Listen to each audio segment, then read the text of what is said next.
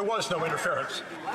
The honourable member for Kildonan St. Paul. Mr. Speaker, the former Minister of Public Safety said yesterday that his testimony in committee was entirely accurate, but the Commissioner of the RCMP not only directly contradicted his remarks in committee, but also in the newly released audio recording of the Commissioner during the infamous April 28, 2020 meeting where she reprimanded her deputies. So it stands to reason then that the Minister is implying that the Commissioner lied, that she lied to her deputies on the April 28th meeting, and that she lied to parliamentarians in committee.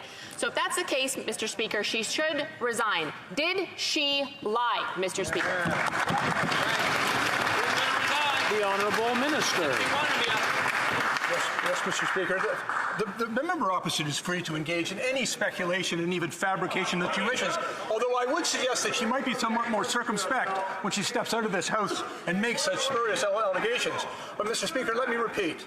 I did not direct the Commissioner of the RCMP in any operational matter. The Commissioner has confirmed that in her testimony before committee and under oath before the Mass Casualty Commission. Mr. Speaker, the matter is settled.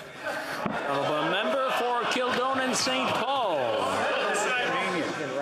Mr. Speaker, the Minister is expecting us to believe that the Commissioner acted solely on her own, that she politicized the tragic deaths of 22 Canadians, that she reprimanded her deputies for failing to share the models of the firearms used in those deaths, that she directly tied this to the Liberals' gun control policy, and then told her deputies that it was the Minister's office who asked her to do this. We're supposed to believe that she did this all on her own, Mr. Speaker. It's ridiculous, Mr. Speaker. If that was true, she would be fired, at least by a government with any common decency or integrity. So someone is lying, Mr. Speaker. Who is it? The Honourable Minister.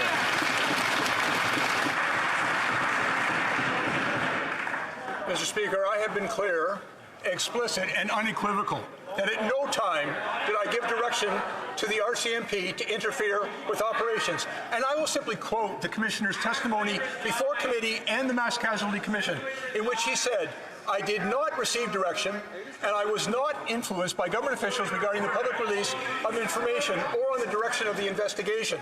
That is the Commissioner's testimony, and it coincides precisely with my statement that no direction was given. The Honourable Member for Louis Saint Laurent. Mr. Speaker, let's look at the facts as they stand.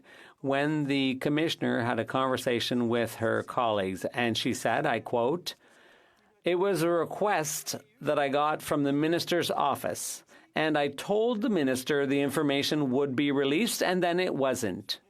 Mr. Speaker, it couldn't be any clearer. The RCMP Commissioner is implicating the Minister.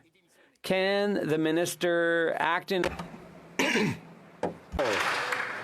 Again, what is very clear is that the RCMP Commissioner, in her testimony before Executive Committee and in front of the Mass Casualty Commission under oath, was very clear that there was no interference, that I did not give her direction, and at no time, and in fact she did clarify for the committee that I have always been meticulously careful in not providing her with direction.